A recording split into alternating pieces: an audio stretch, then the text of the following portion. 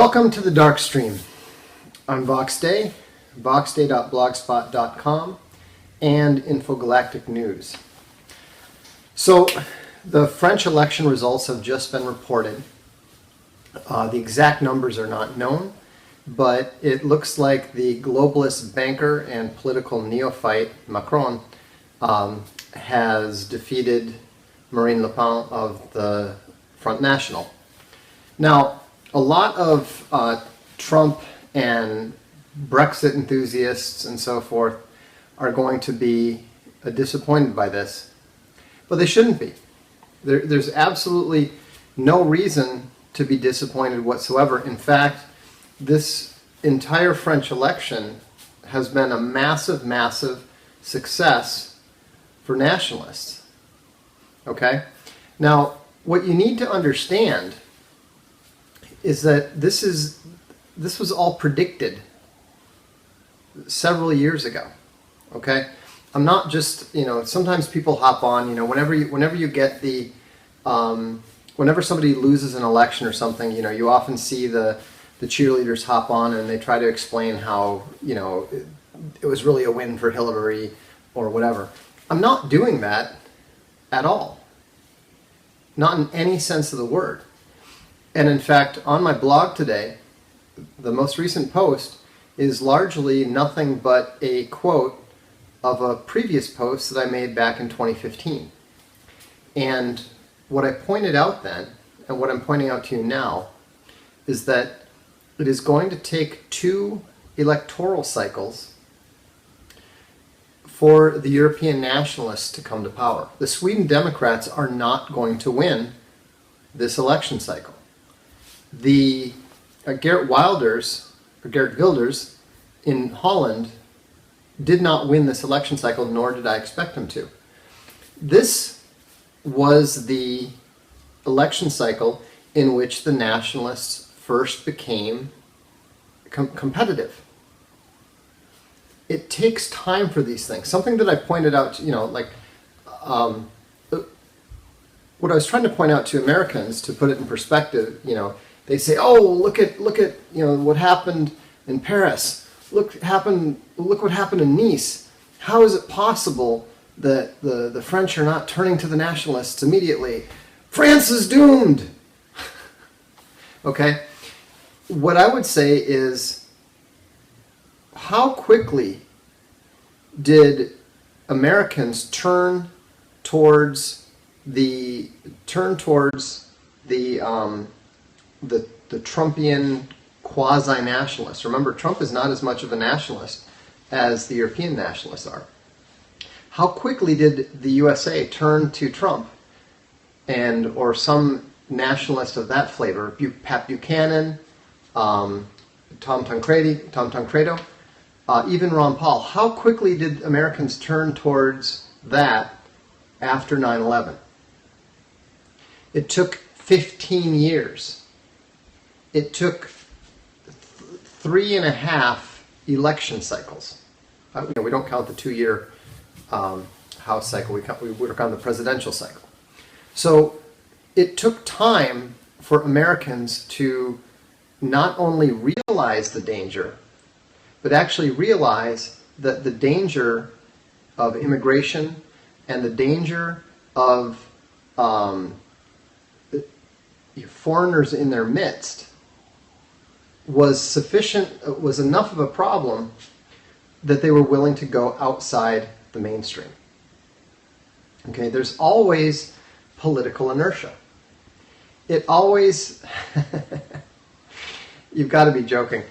Europe has a lot more time than the USA does. I mean, this is something that I keep, it stuns me that I have to keep pointing it out, but you have to understand that the European countries have stronger national identities, and they also have much smaller immigrant populations than the USA does.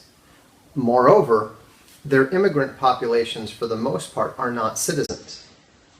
So, that's absolutely right. It took 700 years for the Spanish to complete the Reconquista after the time they first started getting invaded.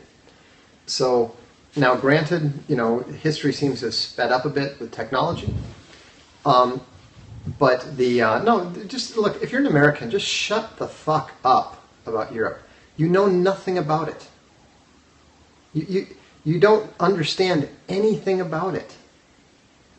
And so, it's very, very tiresome to hear people talking about how there's 8% Muslims in Europe. Europe is doomed. Meanwhile, they've got like 30% Mexicans and other Hispanics, and 13%. I mean, put it in this perspective. There are more blacks in the USA than there are Muslims in Europe. And there have been for decades. Does that mean that the US is doomed to become a black-ruled country? Well, it's a little ironic considering that Obama was president. But the point is that if you're an American, you don't understand Europe at all. Trust me on this. I'm an American who moved to Europe 20 years ago. I don't even pretend to fully understand Italy, much less Europe in general. And so, the idea that any American can have an opinion that is relevant to Europe based on, an exchange program that they did at Oxford University 30 years ago, or having spent a week in Paris last year, is absolutely absurd. There's more to France than Paris. There's more to Italy than Rome. I mean, yeah, you do see a lot of terror attacks, but there's really not that many. Okay? I mean, it's terrible. It's unacceptable. It's horrific. And it's wrong, and it has to stop. But you have to understand at the same time that the problem that the U.S. is having with its Hispanic immigrants is vastly worse in terms of rapes and that sort of thing than it is in anywhere except for maybe Sweden. So, I can't say for sure that France will persevere. France is a unusual country. You have to understand that the idea, France had its own imperialist culture. Americans understand, for the most part, the British imperial culture. We have inherited it. We have the same sort of white man's burden. Our ideals are universal. Everyone really wants to be British. I mean, everybody really wants to be American at heart, and so forth. The French, remember, were also an imperialist power. There are vast expanses of Africa that speak French, and so they have this concept that if you are French speaking, you are of French culture. Now, they will learn, they are in the process of learning that is false, but it takes them time to accept that, just as it's taking Americans a tremendously long time to understand that their civic nationalist ideals are bullshit. Okay? Most of you are probably still civic nationalists. Most of the people you know are civic nationalists because that is the American mythology. France has its own mythology. I don't know the right terms for it. I can't possibly explain it to you in a meaningful sort of detail. But basically, they legitimately believed in the 70s that Algeria was Francais. It was French. It was part of France. Now, obviously, there were a lot of Algerians who felt very much otherwise, which is why Algeria fought a war against them. A war, they considered it a war for independence. The French considered it a civil war.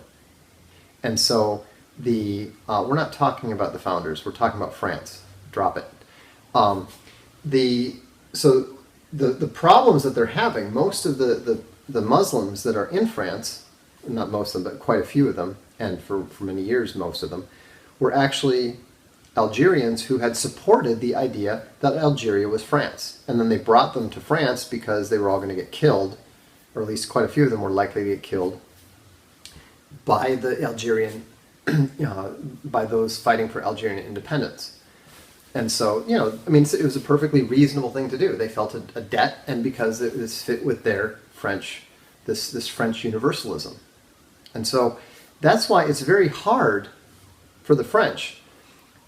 Yes, Algerians are Muslims.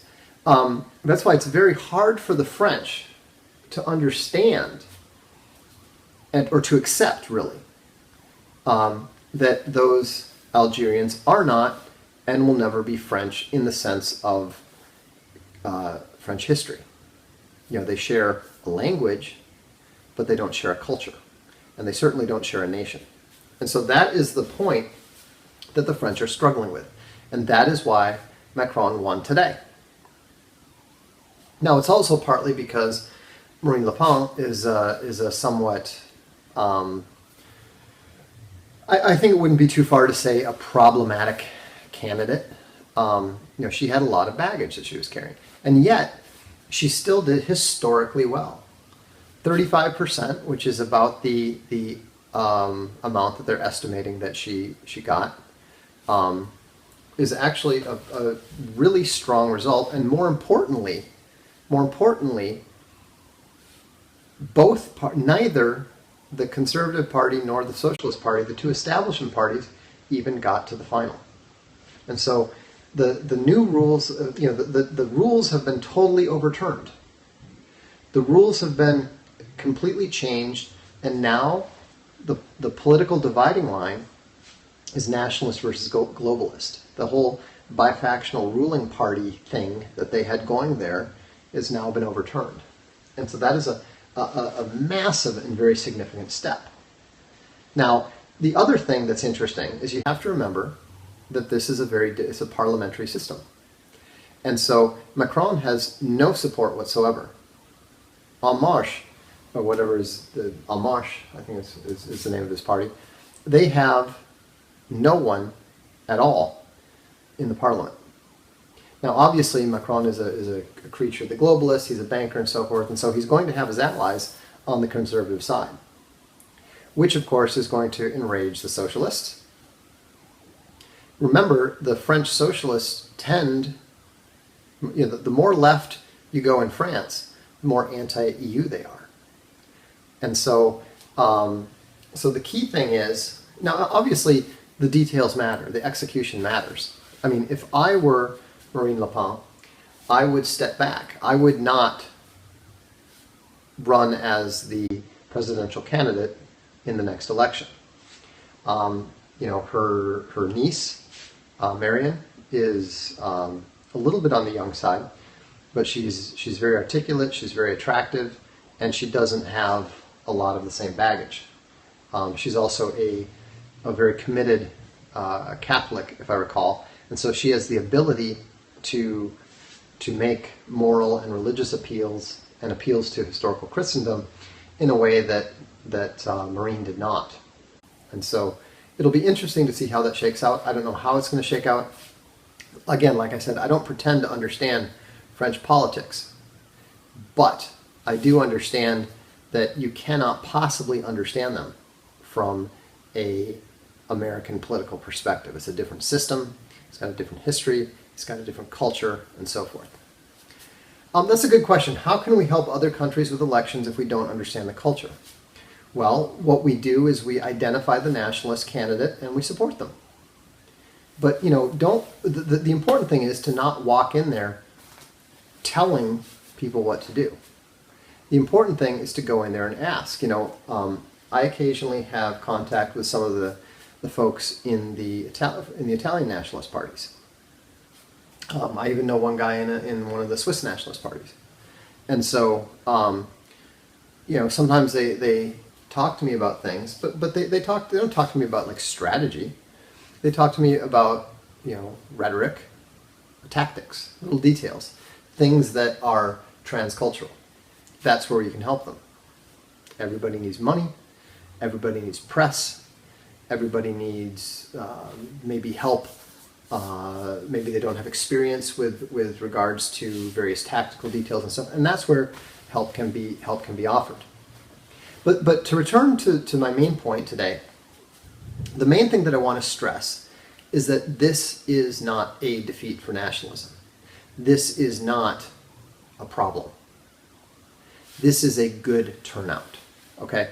If Le Pen had gone out there and the Front National only got 5% of the vote, 10% of the vote, that would be a disaster.